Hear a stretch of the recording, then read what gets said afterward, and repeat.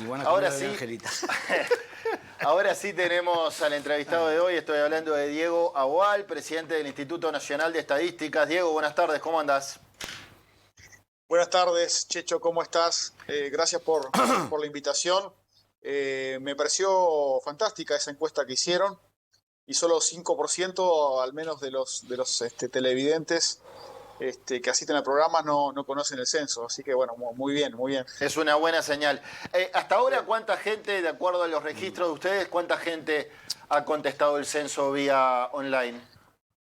Bueno, como siempre te doy primicias a vos, Checho. Cierto, En este, cierto, en la en radio me este, diste la de los celulares Eso, smartphones. eso. En este momento acabamos de superar el 30% de los hogares uruguayos que han respondido al censo digital. Estamos muy cerca de los 400.000 hogares uruguayos. Seguramente hacia última hora de la tarde o comienzo de la noche estaremos superando los 400.000 hogares que han respondido de forma digital. Así que, y ya hemos, como te dije, superado hace unos pocos minutos el 30%, así que estamos muy contentos con esas cifras. Ya esto lo ubica a Uruguay en segundo lugar y muy lejos del que lo sigue en la tabla de respuestas digital en América Latina, ¿no? El que lo sigue está en el orden del 12%. Así que, bueno, estamos más que duplicando y quién sabe, tal vez hacia el cierre podamos triplicar la cantidad de respuestas o el porcentaje de respuestas digital del que nos sigue en el ranking, ¿no? Solo Argentina está por encima en este momento. ¿Estamos hablando entonces de 400.000 hogares o 400.000 personas? Hogares, Hogares. hogares. Digamos, digamos, nos faltan unos 10.000 para llegar a 400.000, así que hacia fines de la tarde, comienzo de la noche, seguramente estaremos allí. Bueno, para llegar a personas hay que multiplicar por aproximadamente 2,5, digamos, ¿no? O sea que deberíamos estar cerca del millón de personas censadas, digamos. Bien. Diego, para empezar desde lo general hacia lo particular, ¿cuál es la importancia de realizar un censo y de contestar el censo? Sí. Bueno, los censos marcan las políticas públicas. Es una información vital para tomar decisiones importantes de política pública, no solo a nivel nacional, sino también a nivel departamental e incluso al tercer nivel de gobierno, a nivel municipal, ¿no? Hay que recordar que a partir de esto uno sabe, por ejemplo, cuántos niños residen en determinadas áreas del país. Esto puede llevar a que uno tome decisiones de, por ejemplo, dónde instalar un centro CAIF, dónde instalar una escuela, bueno, o tomar otro tipo de decisiones. También hay que recordar que este censo es un censo nacional de población, hogares y viviendas. Por tanto, también vamos a tener una radiografía de las viviendas del país. Allí vamos a ver qué viviendas no tienen, por ejemplo, acceso a agua potable o qué viviendas no tienen acceso a saneamiento y por tanto pueden orientar después a la política pública que ataque estos problemas. Así que esta información es una información vital para las políticas públicas y hay que recordar que los censos además tienen una virtud que no tienen las encuestas que realizamos de forma periódica y que es que nosotros podemos darle zoom a la imagen y no vemos el pixelado, digamos. O sea, esto aguanta cualquier zoom, porque es casi universal. El censo, si bien no hay ningún censo que llegue al 100% de la población, sí los censos, o un buen censo tiene que llegar al 95% o más de la población. Esto implica que yo puedo saber las condiciones de vida de los habitantes de una manzana o de un pequeño pueblo del interior del país. Esto las encuestas no permiten. Las encuestas, cuando uno le da zoom, comienza a aparecer el pixelado rápidamente, ¿no? Así que esto es muy potente luego para focalizar las políticas públicas de forma muy precisa. Y además, también aprovecho de decir que no solo el sector público utiliza esta información. Digamos, los datos de los censos permiten tomar decisiones del sector privado. Dónde instalar una farmacia, dónde instalar un supermercado, etcétera, porque hay mucha información valiosa para tomar decisiones también privadas. Bien. Nadia. Diego, hablando de esta situación de la inscripción web, justamente lo que no se contempla son los medios rurales, las casas de salud, pensiones. ¿Qué es lo que sucede con estas situaciones y con los extranjeros también? Sí, bueno, matizar parcialmente la afirmación. O sea, es cierto que, digamos, los hogares, las viviendas colectivas, digamos, por ejemplo, las pensiones, los residenciales, eh, digamos, nosotros lo vamos a hacer en la fase presencial. O sea que, digamos, bueno, que pueden ser instituciones o pueden ser incluso, no sé, una pensión que es un emprendimiento privado. Esto va a ir por fuera, va a ir en la parte presencial. Pero en la parte rural, que el censo va a llegar a alrededor de 120.000 puntos rurales en todo el país. Allí está abierta la posibilidad del censo digital, porque hay que recordar que la mayoría de las viviendas rurales en este momento cuentan con energía eléctrica. O Claro, sea quedan que, excluidos aquellos que no tienen medidor de UTE.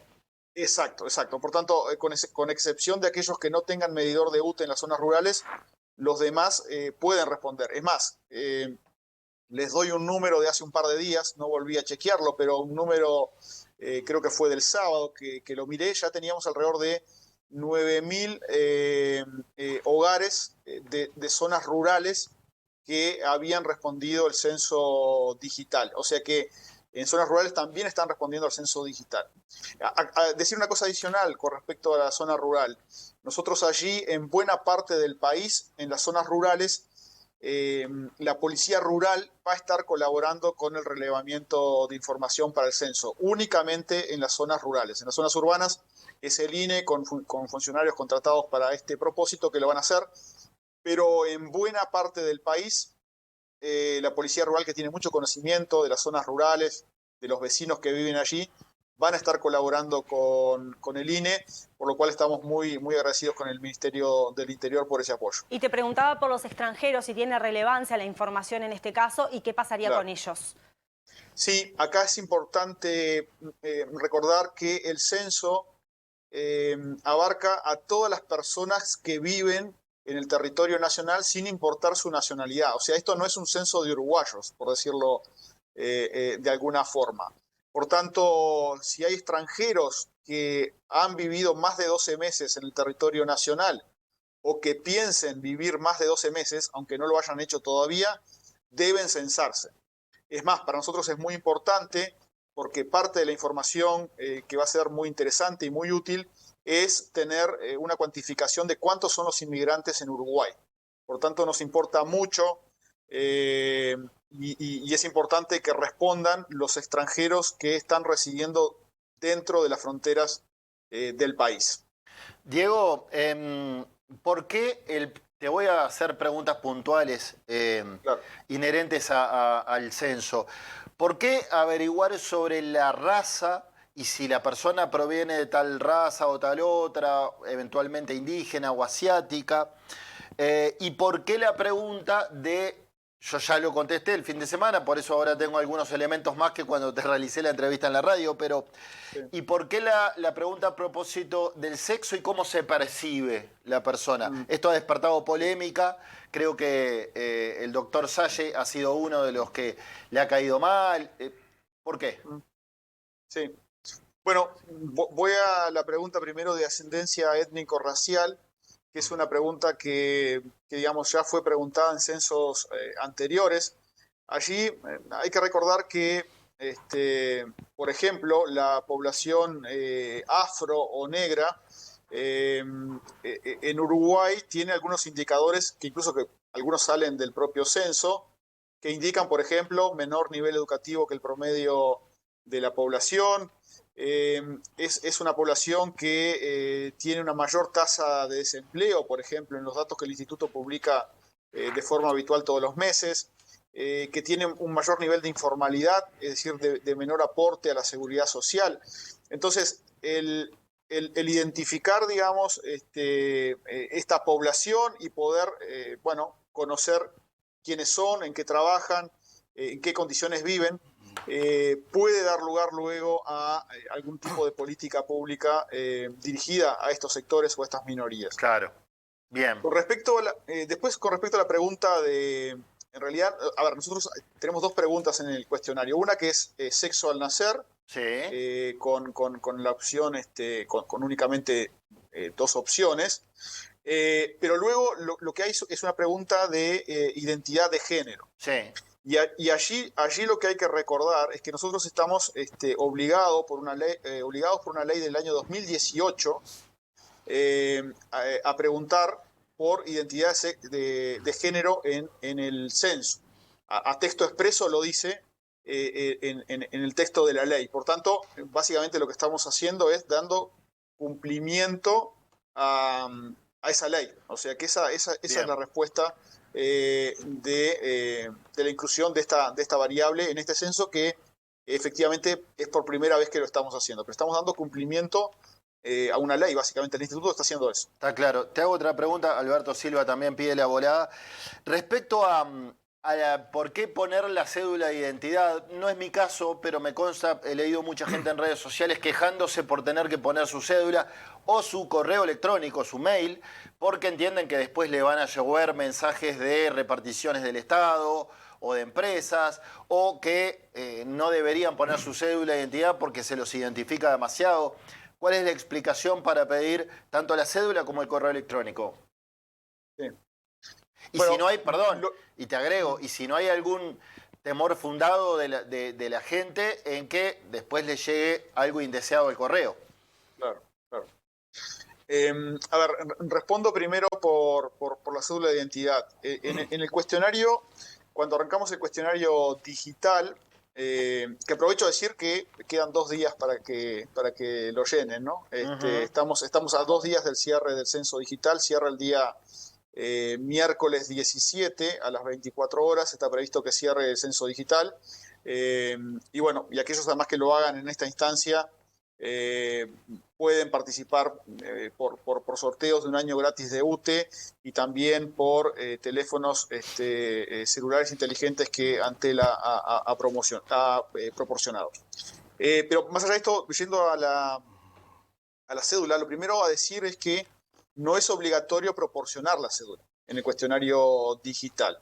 O sea, cuando entramos a cada uno de los miembros del hogar y a llenar el cuestionario censal, allí hay un mensaje que dice que la cédula no es obligatoria y podemos avanzar en el cuestionario sin ningún problema. Así que esto es el primer elemento que creo importante destacar, que no es obligatorio. Bien. Luego, aclarar que, digamos, hay una ley que es digamos, la ley que, por un lado, obliga a la respuesta en los censos y y otros relevamientos que hace el instituto, que también establece lo que se llama el secreto estadístico. Allí el instituto, y es habitual que el instituto reciba información identificada. Esto lo hacemos siempre y lo hacen los institutos de estadística desde siempre. Nosotros obtenemos información que es identificada tanto de empresas como de personas, pero por supuesto, luego lo que implica el secreto estadístico es que el instituto no puede proporcionar a nadie esta información. Y a nadie es a nadie, digamos, ¿no? Es decir, hay que recordar que el instituto además tiene independencia técnica. Si bien recibimos fondos públicos, nosotros tenemos independencia técnica. Por tanto, no reportamos a nadie en términos de las obligaciones que tenemos en términos técnicos. Ni siquiera ante una orden judicial nosotros proporcionamos esta información. Además, hay un dictamen de la Unidad de Regulación y Control de Datos Personales, que es la unidad que vela por el cumplimiento de la Ley de Protección de Datos Personales, que emitió un dictamen en marzo de este año que indica que bajo los métodos de protección que ha establecido el instituto no hay problema que se pida la cédula. Luego decir que una vez que esta información entra al instituto, la cédula y los datos personales se disocian del resto de la base de datos, o sea que no quedan pegados al resto de los datos. Decir por otra parte que también no es solo el Uruguay que pide esta información, otros países en América Latina también lo ha hecho, Perú, Ecuador, Colombia, bueno, en fin, hay varios países que han pedido la cédula, y para nosotros este dato es muy útil para evitar en primera instancia duplicados. Por ejemplo, hijos de padres separados que sean reportados en 2 hogares distintos y por tanto duplicados. Puede ocurrir que una persona, un informante del hogar responda al censo en la fase digital y que después en la fase presencial otro integrante que no sabía de que se había respondido por ese hogar responda nuevamente. Entonces nos ayuda a depurar los datos de estos casos que existen duplicados, ¿no? Bien, y finalmente quiero preguntarte por la pregunta de la jefa de hogar. Me dijiste último. Sí, pero justamente quiero meterme en ese tema. Ah, bueno. Si me permitís. Va Alberto Silva. Ahí está, porque... Muy bien, con mucho gusto. Director, buenas tardes. ¿Qué tal, Antes que Alberto? nada, Mucho gusto. lo he escuchado en un par de entrevistas y quiero felicitarlo porque ha explicado con claridad y con sencillez el censo. Y a veces algunos directores, algunos técnicos lo hacen medio complejo y usted lo hace con claridad. Gracias. Ahora, le confieso que hay una pregunta que tiene que ver con lo que anunciaba el Checho, que no he terminado de entender la explicación que usted da. Y en caso que la entendiera, le adelanto, y con todo respeto, que me parece poco feliz el término. Podría haber utilizado un sinónimo. ¿Por qué preguntar eso de jefa o jefe de hogar? Lo he escuchado con atención, no lo termino de entender, pero en caso que lo entendiera, podría haber buscado un término similar y no ese de pero jefa. no se dice compartido en ese, Sí, ítem. no. Dice Dice jefa o jefe jefe de hogar. compartido. ¿Quién es el jefe? No. Pero no se dice si es compartido. Jefa o jefe. Entonces le pregunto, ya que tengo Las la tareas del posibilidad. hogar pueden ser compartidas. Primero, yo digo jefe. lo pensó, ahora que no se podía haber quitado. Y si hay que ponerlo, ¿no se puede poner otro término que no sea jefa o jefe? Sí. Bien, la respuesta acá, bueno, lo primero es que la pregunta menciona jefe o jefa de hogar o referente del hogar. Sí. ¿No alcanzaba con referente solo, por ejemplo? ¿Por qué jefa Ahí o está. jefe? Creo que allí, de hecho, vas a un punto interesante, porque explico el motivo por el cual, y creo que esta segunda repregunta viene bien para explicarlo mejor. Nosotros preguntamos, lo que necesitamos es tener un referente claramente identificado en el hogar para luego determinar el grado de parentesco de los demás con esa persona. Porque así reconstruimos la estructura familiar. O sea, necesitamos a una persona que sea el ancla con respecto a este elemento de parentesco. Después le preguntamos al otro, bueno, con respecto al jefe de hogar, ¿qué parentesco tenés? Entonces, tenemos un referente claramente establecido. Pero ese es el único propósito que tiene esta pregunta. De hecho, nosotros hemos hecho algunas pruebas y cuando se menciona referente, genera confusión el término en mucha gente referente que no sabe qué responder, digamos. Entonces, si bien el poner jefe o jefa de hogar tiene la desventaja de poder interpretarse como que estamos queriendo identificar a la persona que tiene más poder en el ámbito del hogar, es más claro para identificar a alguien rápidamente. Entonces, en realidad el dilema es ese, digamos, preguntar de una forma más elíptica que se designe a alguien con el problema de que tal vez no se sepa qué responder o se demore en esa respuesta. Entonces, ese es el dilema. Después, decir que esta es una pregunta que se ha hecho de forma muy habitual en censos anteriores y también en encuestas, pero a ver, seguramente a lo mejor en el futuro podemos encontrar algún otro término que permita que se elija de forma rápida a un representante del hogar para determinar las relaciones de parentesco del resto con respecto a esa persona.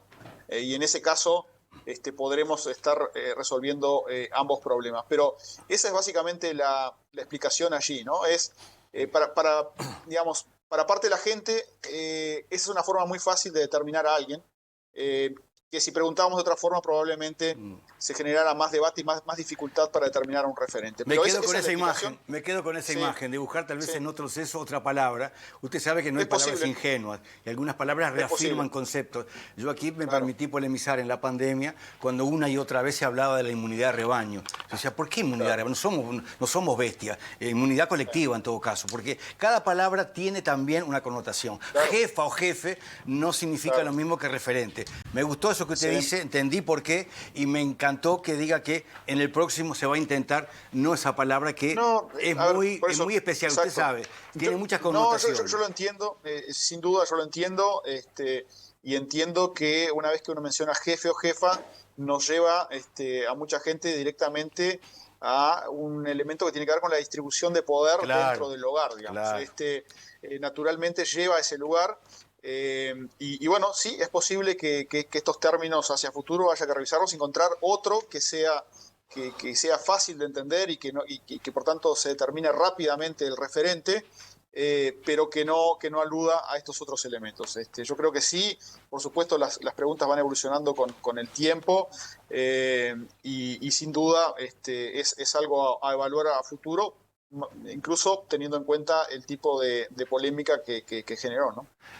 Ya le preguntó a su esposa, que fue la que llenó en su hogar el censo, ¿quién es el jefe o jefa? Sí, recuerdo que en la entrevista, ahora me mataste la anécdota, pero me mataste la salida, pero la pregunta es, después llegado a la casa, le preguntó, ¿y quién claro, es el jefe o jefa? Claro, porque en una entrevista radial Checho me preguntó qué había respondido en esta pregunta, y mi respuesta fue, en realidad lo llenó mi esposa y ni siquiera le pregunté qué había llenado. Así que fue cierto, pero más fue una salida elegante a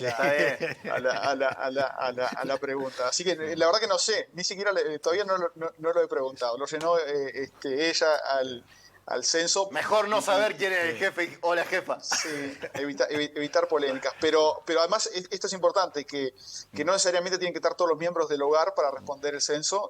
Basta con un informante, aunque por supuesto el censo digital da esta flexibilidad de que encontremos un momento para juntarnos con la familia y llenarlo. Incluso es interesante porque uno comienza a descubrir a lo mejor la edad o las fechas de nacimiento de algunas de las personas que viven con uno, que capaz que uno no se acordaba, y que se crean ciertos diálogos en torno a responder preguntas del censo. Así que creo que también es interesante por eso juntarse, pero eventualmente podría ser un único informante el que responda por todos los miembros del hogar, y eso no es ningún problema. De hecho, los censos en la fase presencial usualmente es un único informante que responde por todos los miembros del hogar. Y además, Diego, lo notable de que hacerle ver a la gente que todos estos datos van a servir después para implementar políticas públicas. Algunas de ellas focalizadas, por ejemplo, no sé, para los migrantes, para los afrodescendientes, para personas con discapacidad. Entonces... Sí, es así. Jubilados y pasivos, en fin. Exacto, esto es muy importante. Y también decir que con respecto al temor, a veces vinculados a la cédula de identidad, que por otra parte, insisto, no es obligatorio responderlo, pero decir que también nosotros no preguntamos información sensible vinculada, por ejemplo, a ingresos de las personas. Es verdad. No hay preguntas respecto al salario. O al patrimonio. Sí, es verdad. O a la cuenta bancaria, o digamos... Ese tipo de información no se solicita en los censos. Es información bastante básica en la que se pregunta sexo, edad, nivel educativo, ocupación. Son ¿Cómo está construida o edificada la vivienda también, no? Son detalles. Exacto. Y luego preguntas, exacto. Y luego preguntas sobre la vivienda, pero muy básicas también. Sí. Es decir, por supuesto, es información personal, pero no de un nivel de sensibilidad que genere otro tipo de preocupación. No preguntamos por ingresos, no preguntamos por patrimonio de las personas, así que también dar esa tranquilidad. Y además, aquellos que nos están mirando y que no lo han hecho, es muy simple. Bueno, Checho, si vos lo hiciste el fin de semana podrás atestiguar, pero digamos, es muy rápido. En 20, 25 minutos se hace el censo, es realmente muy, muy simple, y quedamos con la obligación cívica cumplida. Y no tenemos que después, a lo mejor, recibir al censista en momentos que no son los más oportunos para nosotros, porque luego el censista irá al momento que tenga que ir. O sea, es difícil que podamos elegir ese momento. Ahora podemos elegir el momento en que podemos responder con toda flexibilidad. Y además, vuelvo a insistir, que para parte de la gente también es interesante la posibilidad de ganarnos un año de UTE gratis. Y la posibilidad de ganarnos también un teléfono celular inteligente proporcionado por Antel, que también es un buen gancho, digamos, para mucha gente, que bueno, además juntamos digamos, el deber cívico con la posibilidad de tener también un premio a través de estos sorteos, ¿no? Muy bien. Recordémosle a los televidentes, censo2023.uy, censo2023.uy, ahí pueden entrar directamente y completar el censo. Hasta el miércoles. Hasta el miércoles 17 a las 0 horas, ¿no? Exacto, hasta este miércoles, y decir que en caso que tengan dudas, está el canal de información del 0800-2023, así que si necesitamos ayuda para completar el cuestionario censal, allí podemos llamar, que nos van a atender operadores telefónicos y ayudarnos a donde tengamos dificultades. Muy bien. Diego Boal, director del INE, del Instituto Nacional de Estadística, gracias por esta entrevista en Buscadores. Muchas gracias por el espacio, les mando un abrazo a todos. Hasta luego. Chao.